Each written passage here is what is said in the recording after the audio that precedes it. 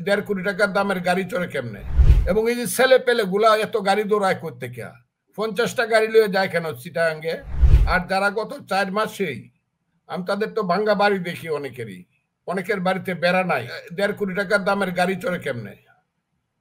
তাদের স্বাস্থ্য এত সুন্দর হইতেছে কেমনে? তুলতুলে হইতেছে কেমনে? মাখনের মতো স্বাস্থ্য হচ্ছে কেন? আমি তো দেখি টেলিভিশনে, আমি বলি না, অন্যরা বলে, অনেকেই বলে, এবং এটা ডাইরেক্টলি বলে যে জিল্লুর রহমান সাহেব ডাইরেক্টলি বলছে কার কত কোটি টাকা। এই যে তারা নিজেরা বলে, এই যে ইলিয়াস সাহেব বলে আসিফ নজরুল কত 100 কোটি টাকা কামায় ফেলছে। আমি তো বলি না, ওই যে পিনাকি ভট্টাচার্য তাদের লোক বলে, আমি বলি না তো। এবং এই যে ছেলে পেলে গুলা এত গাড়ি দৌড়ায় করতে কে? 50টা গাড়ি লয়ে যায় কেন চিটাগাঙ্গে?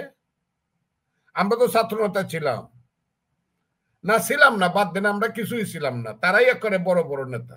আরো তো ছাত্র নেতা ছিল, কারা 50টা গাড়ি দৌড়াইতো। আন্দোলন তো সবসময় হয়েছে।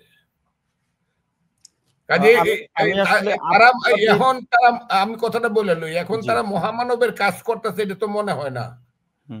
নির্বাচন দিন কথাটা কইলি পরে যার মুখটা শুকায় যায় সে তো মহামানব হইতে পারে না, সে তো গণতন্ত্রে বিশ্বাস করে বলে আমার মনে হয় না।